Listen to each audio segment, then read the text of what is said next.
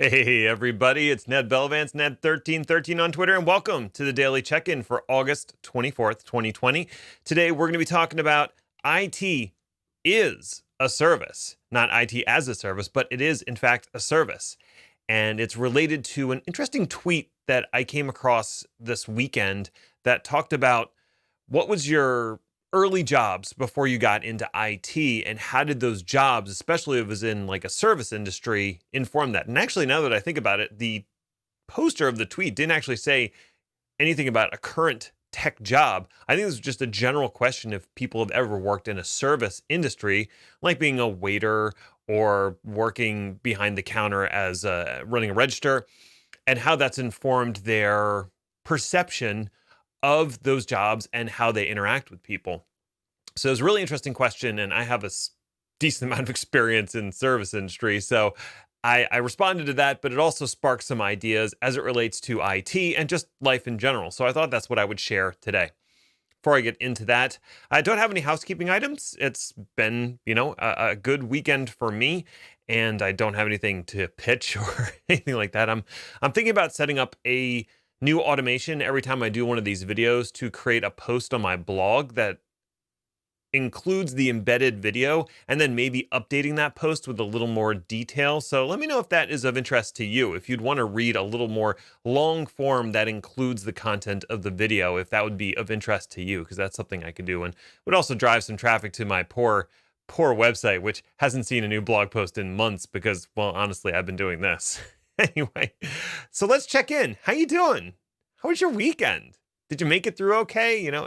Any exciting things? Anything that wasn't awful? That would be nice to hear. I don't know if you've heard the news that a giant meteor is going to just fly right past Earth the day before Election Day.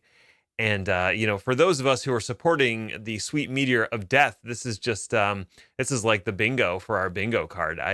Now I can trade in my card for whatever prize I get, because looks like we all win. So that was interesting. But other than that, it was a good weekend for me. Last weekend at the beach, I went for a really long bike ride. I did the whole island that we go to. It's like 36 miles. It was a good bike ride, got some stress out, and I'm ready to tackle this week and whatever comes. So hopefully you're feeling pumped up and ready to go. Let's talk about working in the service industry and sort of my experience in that. So in terms of how I started out my employment history, I got my first job at 14. I was working at a retirement home serving the elderly in the dining room. I started out as a busboy, which was literally just like after the people were done eating and left the table, I would come with my tray and load up my tray with dirty dishes and take them to the back and put them in the dishwasher stuff. That's what I did. But at a certain point, maybe a month or two into my employment there, they got rid of that position, and now all the waiters and waitresses were to bust their own tables, and so I had to become a server in addition to bussing my own tables. And that was a bit of a shift for most people, and it was a big shift for me because now I had to interact with the elderly folks that lived in the retirement home, and that was for a 14-year-old having to interact with these 70 and 80-year-olds. It was a very jarring experience, and I saw some things that I can never unsee, but I won't burden you with those. So that was my first service job, and I had to learn to work with people that tended to be a little ornery. Some of them were very pleasant. I don't want you to get the wrong impression, but there were that certain subsection of individuals that were ornery and a little bit just unhappy with life, and they wanted to share their unhappiness with you by making your life more difficult.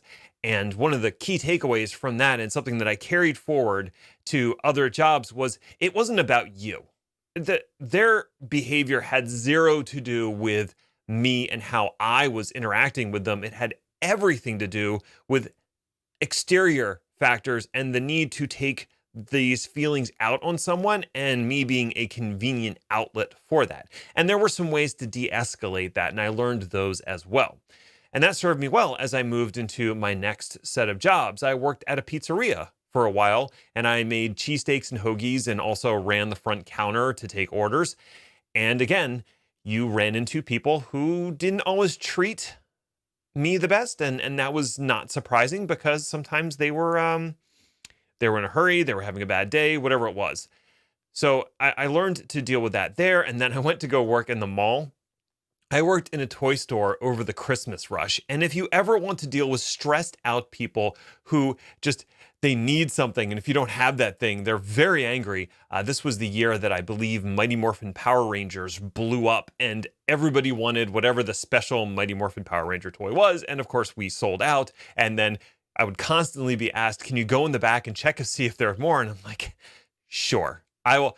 You're there to make them happy. So you go in the back and you stand there for about 30 seconds and you come back out and go, "No, I'm sorry, we don't have any in stock." And that continued to be the trick for a long time. After that, I went to go work at a chain of stores called Wawa. If you're familiar with them, you know Wawa's amazing. And it was a really great place to work. I started out just running the register and then ended up being a shift manager because at that point I turned 18 and I was able to take on more responsibility. So they made me a shift manager for the second shift.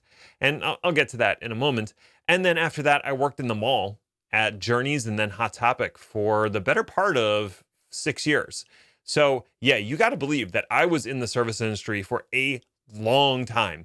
And over the course of that time, I had a lot of interactions with customers and a lot of interactions with fellow employees and bosses. And there's some things that I learned that I just want to share. Number one is that there are as many types of customers as there are people in the world.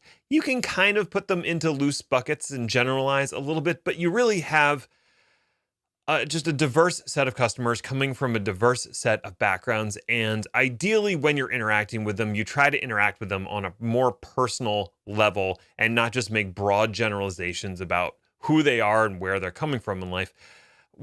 Some things I found were that people who tended to wear fur coats and drive very expensive cars tended to be pretty condescending, but that wasn't always true. There were some who weren't. So I could go into any interaction assuming that this lady in a mink coat, holding her little dog was going to be a complete nightmare to me, only to be surprised that she wasn't. Which brings me to my second point, which is customers and those who you serve tend to mirror your attitude to a certain degree. So if you see that person and you're like, this is going to be an awful interaction, and you go in with that negative attitude, they're going to mirror that back to you because they don't know why you're being negative.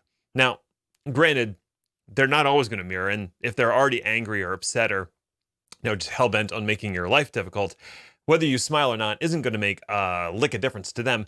But I will say, generally speaking, if you start out with a positive attitude with every customer interaction, you're generally going to have better results. Like I said before, most customers that are angry are not really angry at you. They're angry at a situation or something totally unrelated that happened long before they came to your store. So just, arm yourself with that and remind yourself that it's not personal and do what you can to diffuse the situation and never make it personal back. Another thing is you're going to screw things up as a service employee. You're going to get things wrong, you're going to drop orders. I certainly dropped a whole tray of drinks more than once. I definitely made a sandwich incorrectly multiple times. The best thing to do is just own up to the fact that you made a mistake and do what you can to make it right. And I think most people react well to that. If they don't react well and they escalate, that is what your manager is for. Next thing is be pleasant to work with. Being pleasant to both your customers and fellow employees just makes your life infinitely easier. And I would especially recommend being kind to those who are serving you. So, within any service job, there is a hierarchy, and there's, I started out as a busboy and I served the waitresses. And the waitresses who were nice to me, I would do a better job of bussing their table than the ones who were kind of mean and dismissive. And if I didn't bust the table as well, then it would make more work for them. So just being nicer to other individuals and being pleasant to work with usually makes your life easier, especially if those people need to do something for you, because anybody who is doing a service for you, whether it's a server at a restaurant or someone making your sandwich at Subway or wherever, for that small slice of time when they're providing that service, they have an enormous amount of power over your experience. So if you choose to be an awful human being during that portion of the experience, they can choose to make your life awful in turn. Not always the best option for both of you, but they do have a tremendous amount of power. So being nice to those people probably is a good idea, not just because being nice is a good idea, but being nice to them specifically. So those are kind of all the things that I learned through, working in my service jobs.